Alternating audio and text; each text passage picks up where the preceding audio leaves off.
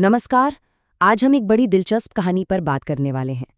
कहानी है मनसुख नाम के एक दूध वाले की, और ये कहानी है लालच की और उस छुपी हुई कीमत की जो अक्सर छोटे छोटे झूठ के पीछे छुपी होती है। तो चलिए इसी सवाल को दिमाग में रखकर कहानी में उतरते हैं, क्योंकि देखिए यही सवाल ना इस पूरी कहानी के दिल में है। कैसे बस एक छोटा सा समझौता, एक नन्हा सा झूठ किसी को ऐसे रास्ते पर ले जा सकता है जहां से वापस आना बहुत मुश्किल हो जाता है। तो कहानी शुरू होती है हमारे मेन कैरेक्टर मनसुख से, गांव का सबसे जाना माना दूध वाला। पर क्या वो सच में वैसा ही है जैसा वो बाहर से दिखता है? अरे, गांव वालों की नजर में तो मनसुख से अच्छा कोई था ही नहीं। वो एक आदर्श दूध वाला था। सोचिए, दूध सबसे सस्ता, आता हमेशा टाइम पर और हिसाब किताब में एकदम साफ। मतलब गांव के लोग उस पर आंख बंद करके भरोसा करते थे। लेकिन यहीं पर असली खेल सामने आता है। बाहर से तो वो बेचारा गरीब सीधा साधा दूध वाला लगता था, पर अंदर से उतना ही चालाक और लालची था। अरे, वो जानबूझकर एक पुरानी खटारा सी साइकिल चलाता था। क्यों? ताकि किसी को शक भी ना हो कि इस ईमानदार दूध वाले के पास आखिर इतना पैसा आ कहाँ से रहा है। और ये सब पता है कैसे शुरू हुआ? एक बहुत ही छोटे से धोखे से। दूध में अरारोट मिलाना, बस थोड़ा ज्यादा मुनाफा कमाने का एक आसान सा तरीका है ना। जब उसकी पत्नी मीना ने इस पर सवाल उठाया भी, तो मनसूख ने उसे नासमझ कहकर चुप करा दिया। और बस यहीं से फिसलन की शुरुआत हो गई। तो ये बात तो साफ है ना? मनसुख की ईमानदारी बस एक नकाब थी, एक मुखौटा जिसके पीछे वो अपनी सारी धोखेबाजी छिपा रहा था। और ये एक बहुत बड़ी सीख भी है कि कैसे एक अच्छी भली इज्जत, एक अच्छी रेपुटेशन भी गलत कामों के लिए ढाल बन सकती है। चलिए, अब कहानी में थोड़ा और आगे बढ़ते हैं और देखते हैं कि ये कैसे और बिगड़ता है, क्योंकि मनसुख का ये छोटा मोटा धोखा बहुत जल्द एक बड़े और कई ज्यादा खतरनाक अपराध में बदलने वाला था। तो होता क्या है, एक दिन मनसुख की साइकिल फिर से पंचर हो जाती है। अब वो इंतजार कर ही रहा होता है कि उसकी मुलाकात दो बड़े अजीब से दिखने वाले आदमियों से होती है, और ये मुलाकात उसकी जिंदगी का टर्निंग पॉइंट बनने वाली थी। उनमें से एक आदमी को खांसी आती है, तो मनसुख उसे अपना दूध पिलाता है। लेकिन वो लोग तो एक ही घूंट में उसकी मिलावट पहचान लेते हैं। सोचिए, जिस बात को पूरे गांव में कोई नहीं समझ पाया, उसे इन अजनबियों ने एक सेकंड में पकड़ लिया। अब तो मनसुख बुरी तरह घबरा गया, और बस यहीं पर वो एक बहुत बड़ी गलती कर बैठता है। पकड़े जाने के डर से मनसुख उन अपराधियों से ही सौदा कर लेता है।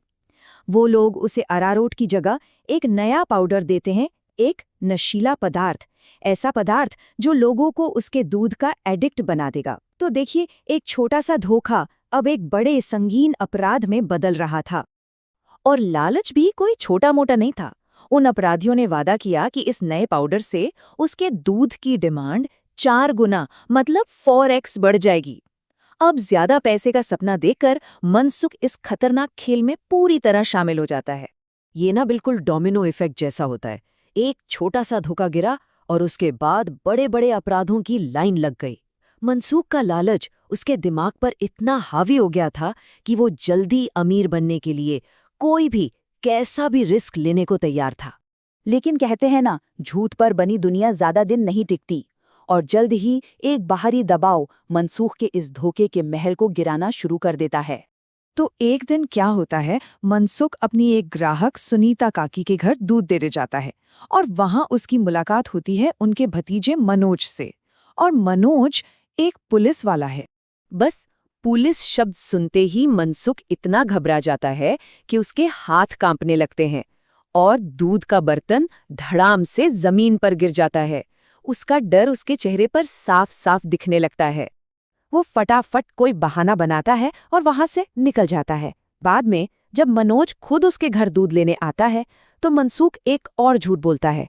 कहता है कि बचा हुआ दूध तो गर्मी से फट गया। क्यों?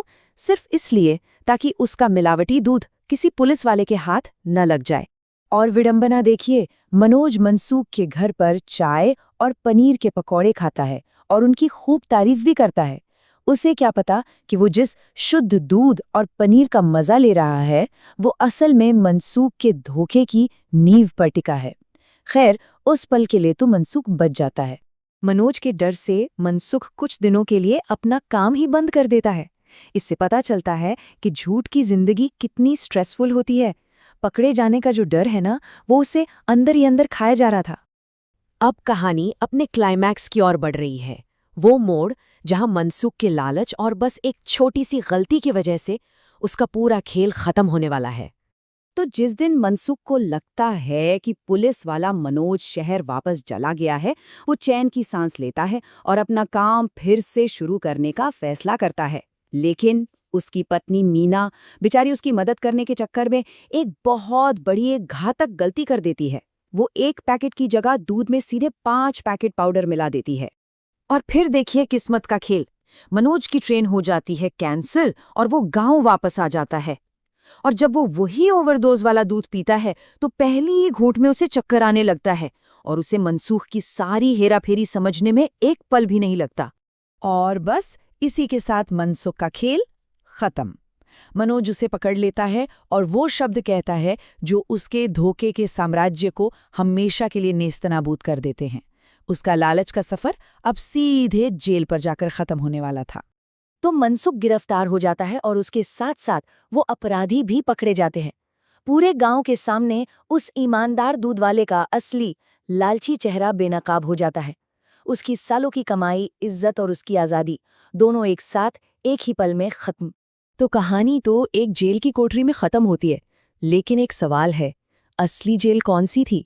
क्या वो लोहे की सलाखों वाली जेल थी, या फिर डर, तनाव और धोखे की वो जेल जिसमें मनसूख हर रोज जी रहा था? शायद इसी सवाल में इस पूरी कहानी का सार छुपा है।